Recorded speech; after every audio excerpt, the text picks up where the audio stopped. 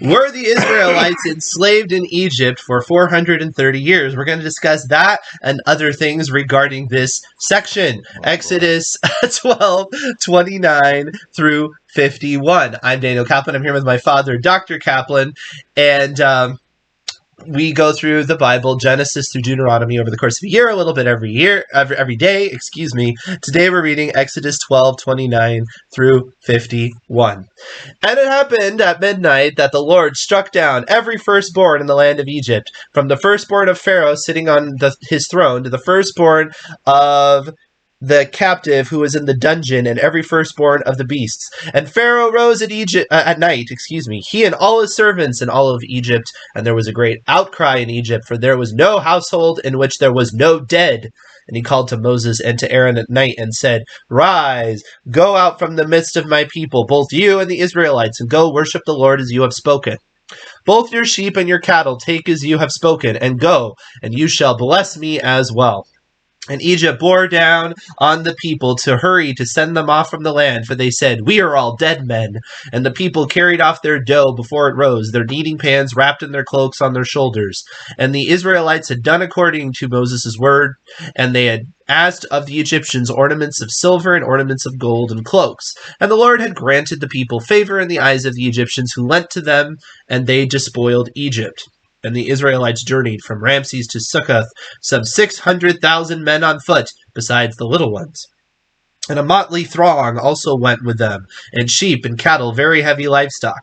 And they baked the dough that they had brought out of Egypt in rounds of flat bread, for it had not leavened, since they had been driven out of Egypt, and could not tarry, and provisions too they could not make for themselves. And the settlement of the Israelites, which they had settled in Egypt, was 430 years. And it happened at the end of 430 years, and it happened on that very day, all the battalions of the Lord went out from the land of Egypt. It is a night of watch for the Lord, for his taking them out of the land of Egypt. This night is the Lord's, a watch for all the Israelites through their generations.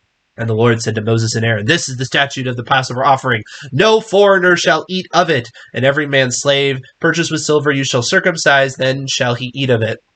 A settler or hired worker shall not eat of it. In one house shall it be eaten. You shall not take out any meat from the house, and no bone shall you break in it. All the community of Israel thus shall do. And should a sojourner sojourn with you and make the Passover offering to the Lord, he must circumcise every male of his. Then may he draw near to do it, and he shall be like a native of the land, but no uncircumcised man shall eat of it. One law shall there be for the native and for the sojourner and for the sojourners who sojourns in your midst." And all the Israelites did as the Lord had charged Moses and Aaron, thus did they do. And it happened on that very day that the Lord brought the Israelites out of the land of Egypt in their battalions. I would like to, Daniel, I'd like to request you read again how verse 40 is translated by Robert Alter. Maybe I misread it. Okay, hold on. And the settlement of the Israelites, which they had settled in Egypt, was 430 years. Yeah, there I would have to disagree with him. Okay. But let me go back. Well, let's talk about that, because that was the opening thing. Were they in Egypt for 430 years? Now, I'll go back to the literal Hebrew, but I have here the Septuagint, which really clarifies it. Okay. And the Septuagint is in harmony with the literal Hebrew. So let me read this. And this is 1240 and of Exodus. "And the sojourning of the children of Israel, while they sojourned in the land of Egypt and the land of Canaan, was 430 years." And that's really the point. They were sojourners the whole time. Right. And from the death of Abraham to the time that they left, they were sojourners. He said, "Your people are going to be sojourners," and they were. And you read about some of the problems they had in Canaan while they were there. And I want to go back now to Exodus in a more literal Hebrew translation than I think Robert Alter gave it. I think there he was being somewhat interpretive. All right. So, let's just go back to the Exodus 12 here. I have now a New King James, and that's 1240. And it says in the New King James, now the sojourn of the children of Israel who lived in Egypt was 430 years. Yes, they lived in Egypt, but their sojourning included Canaan. So the sojourning of the children of Israel who lived in Egypt was 430 years. Not that they were there the whole time. Yep. So. Yep. I agree. But I would have to see why Robert Alter. He doesn't have a note for that. I'm sorry. Okay. He doesn't give you any information. Now I want to go further. I want to go further, if I may. You may. In Genesis 17, when Abraham is circumcised, you'll see there be'etzem hayom hazeh, in the bone of this day. In that very day he was circumcised. And then you go 430 years from there, pardon me, and you have the Exodus. Right. That same day they left. So evidently he was circumcised on what became the first day of unleavened bread. And on that same day, the same expression, they left Egypt. And so there's 430 years there between Abraham's circumcision and when they left Egypt. And so in Galatians 3:13, I won't turn there, but you all know about it. It says that the law... Yes, Pronomians do read Galatians. The law that was 430 years later did not annul the promise. So what Paul is counting there is the time from Abraham's circumcision to the Exodus. And see, that year was the year of the giving of the written code. Now, the written code had elements that don't apply under the new covenant. Or had elements, not what's sin and what's not sin, but the enforcement procedures. The church has no authority to beat you, to execute you. All we can do is disfellowship you. We can say we don't want you, around us, but we don't have power over you, such as the government in the Old Testament had. You could also fines. They could fine people and so on. It was a theocracy with certain powers of enforcement that the church doesn't have. Right. So when we think about the written code, let's think about it as defining sin, but also as an enforcement procedure, which does not carry over to the new covenant. Right.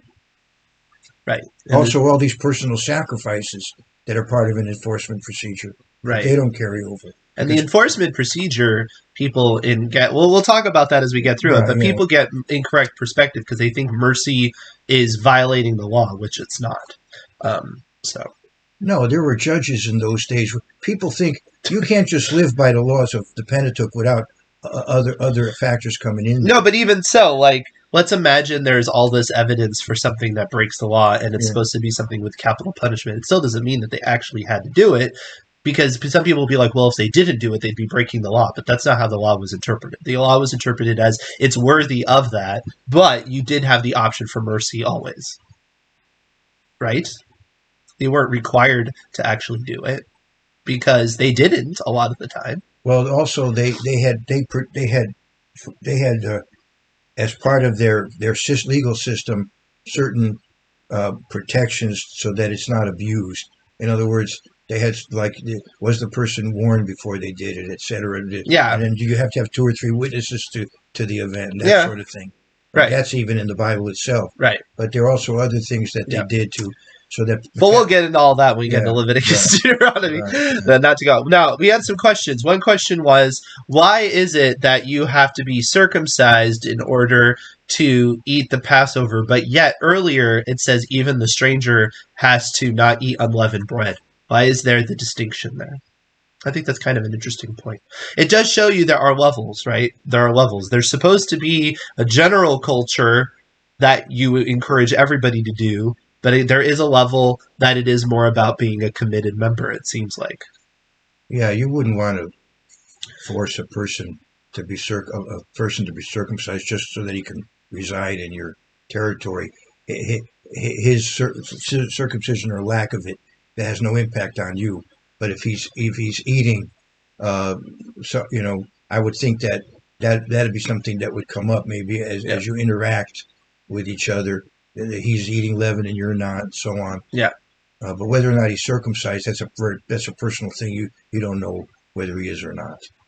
I would hope. Well, I mean, if you think about it, wouldn't they have to? Because if they have to enforce this, or did they just Was it just a personal Oh, I see. Yeah, responsibility? they would have to enforce it. Well, if he said, "I want to sacrifice," yeah, then it would come up. Right. But if he didn't, Yeah. then you would figure, okay, he Right. doesn't choose to participate. But it also is something that I think people need to realize is there's Yeah. levels, right? Because Yeah, right. sometimes people, I mean, circumcision's a whole nother conversation, but people will be like, well, you can't have a Passover meal nowadays if you aren't circumcised, which is weird because we're not having a Passover lamb anymore anyway. So We're not eating a meal. It's a sacrifice, and you did have to be circumcised to sacrifice. no, I'm saying though, like a Seder, the night of the 15th, some people make it out like you have to be circumcised in order to go to a dinner which is not a sacrificial ritual, and that's wrong.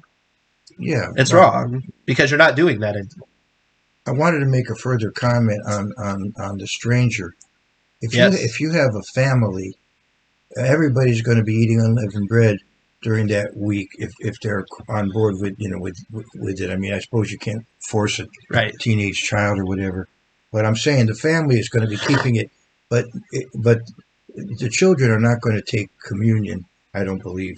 Even in the Catholic Church, you get confirmed. There's a certain age when you do it, and evidently, if you look at the analogy, a baptized person is one who takes the symbols, just like a circumcised person performs a sacrifice. A baptized person takes the symbols. I don't think people give the communion to children. They do. In some communities, they do. Yeah, of course. All right. Well, it would, but anyway, for those who don't, they could see why a stranger maybe he joins in the cultural activity of not having leaven that week. Yeah. Even as Daniel's friend does. Right. But as far as circumcision, and you could have them over for dinner. That's a much more drastic. Should we eat these meals at the feast with non-believers? Yeah, I think that's saying yes, that it's okay. Yeah, yeah, and we do. By the way, I have non-believers over all the time, and actually, it's a bit of an outreach. You might call it evangelism in a sense, because they're doing a ceremony and they get to hear the story of the Exodus and they get to do all of that. And yeah, of course, I wouldn't suggest bringing in somebody that's going to be disruptive or hostile, but if they are respectful of your tradition, then of course. And yes, some people baptize children too, of course. Yeah, but that's a little bit of a different level. Okay, so I see. Yeah, yeah.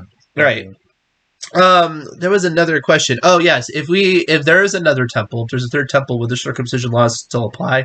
I would say yes, because that is going to be ran by the Levitical line from Zadok, and they will be circumcised because I believe they are still required to be circumcised. Is that correct? Is that what you think too as well? Right, yeah, priests are still required to be circumcised. New Testament Christians don't have to worry about the sacrificial system, but if it were to be reestablished, then it would have to be enforced as it is. Right. The system is in place and it needs to be enforced as is. Interesting. It's going to get a little stricter in the millennium, in that not all Aaronites will be priests. They'll all be a part of the Levitical system, but only the descendants of Zadok will actually be priests. Yeah. And that is something God is aware of, and the Jews don't. The Jews only keep track of who descends from Aaron and from Levi. As far as who's from Zadok, that's we don't have such records. No. So that would be something for the millennium. Yeah. Apparently, some teachers think that you should not have non-believers at your holiday celebrations. I would be curious to know why they say that. Wow. Because I feel like the example in the Bible is almost the opposite. It talks about the stranger all the time. So I find that interesting. So, but I would like to hear what they have to say about it, why they get to that point.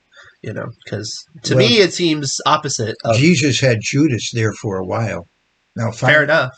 Finally, Judas didn't take communion, but he was there for the early part of the dinner. That's a good point. That's a really good point. Yeah, for sure. The other question is, it says every house there was somebody dead, and it's like, really, did every house have children? I think again, this is that kind of language that you have to be careful about. I do not believe necessarily every household had a death, especially considering what you call a household, right? I would think every family unit had one, right? Because you have extended family. But I don't think when it says household, it means like every individual building. Because I don't think that would be true. That's in Exodus 12? Exodus 12:20. Yeah, it's 30. there was a great outcry in Egypt, for there was no household in which there was no dead. I think that's referring to a family unit. I don't think that's referring to a building. Not to mention, even if it is referring to the building, it's no different than when it says all the livestock died and they didn't all die. It's just, it's Well, let me all again. does not mean all. That's my thought. I should. But my dad may have another I point. should just bring a Hebrew Bible with me. But, okay, what's the verse in The Exodus? cloud is failing you. What- 12:30. 12:30. Yes. Just want to see how they translate household, because it doesn't sound like a term that would be in the Bible. No, it says there was not a house. Yeah, ain't by it. There's not a house. Okay, Yeah. but house, by the way, could mean a family. Yeah, that's my thought. Yeah, it could be. Well, there's two ways of looking at it. Either you could say it's referring to families, Yeah. or it's referring, just like it said, all the livestock died, and it's Yeah, just not being that exact. Right. It was more common than not. Yeah. So, I mean, it doesn't really clarify. It just says firstborn. Like, at what point are they no longer going to die? Could you explain what you just said? Was it just children, or was it no matter what? As far as I know, yeah. It was no matter what? So you were 90 years old and you would still die? So it would seem. Interesting. But if that's the case, That's how Cecily de Mille. that's how Cecily de Mille takes it. I'm not sure if I take it that way. Because if you think about it as kind of retribution of what they did, it wasn't just everybody. Not to mention, wouldn't the Pharaoh have been a firstborn? Because they usually were. I mean, I guess not necessarily. Not necessarily. Yeah. I always thought of it as children, not just anybody. I know Cecily de Mille disagrees with that. But. Oh, okay. Well, all right. Okay. There's no even animals, firstborn of animals. Okay. But I don't know if that means until they're adult. I thought maybe it's immature. All right. I don't know. You could be right. Okay. Yeah, see, some people on there always thought of it as kids as well. Okay. Because if it's not just kids, the odds that it would be every house would be even higher, because obviously than even adults. But if that's the case, that would be a whole lot of people. Like, well, that's the point. It would be certainly. That would be like pretty insane. A lot of. Right. Like, imagine. I mean, it would dramatically adjust how many people would have died, because there's a firstborn for everybody. Yeah, so I don't know. Yeah, we'll think about that. Yeah, let's mull over that. Yeah, think it through. It's something that I actually got that from an atheist. So because I watch this atheist who talks badly about the Bible, because I find it interesting to hear the challenges people have. But yeah, it doesn't specifically tell you, which you can get annoyed with, or you could just say it doesn't specifically tell you. Oh, there was I wanted to mention that the Jews have an interesting practice. The day before they're going to keep the festival of unleavened bread, there's the fast of the firstborn. Yes. And it's the way they're able to get around it is that the tradition is that you attend a special gathering where some portion of the sacred text is completed, and then you have a festive meal to commemorate that, and that way you can break your fast. So on that particular morning, the synagogues have a larger attendance than usual in the Orthodox world, because you can say your morning prayers at home if you're in a hurry. You don't have to necessarily go to synagogue to do it. But on that day, firstborn come to the synagogue, and the rabbi completes a portion of the Talmud. Then they eat something, and then that way they can break their fast. But it's an interesting custom. It's called, and the one reason we're going to talk a little bit about that next, because we have to talk about that. Oh yeah, one reason to bring that up is because when Jesus is gathering his disciples the night of the Last Supper, one thing that I brought up is that maybe some of them thought that they were going to have some kind of gathering and some kind of teaching and then eat, so that if they're firstborn, they wouldn't have to fast the next day. The next day. Interesting. So that's again another argument for the 14th. All right. We'll go through it. All right. So anyway, let's move on. There's more to talk about, more specific restrictions and whatnot. We'll talk about that tomorrow. If you haven't, please like, subscribe, hit the bell. It's a great year to read the law, I think. Read it along with us, and we'll see you tomorrow.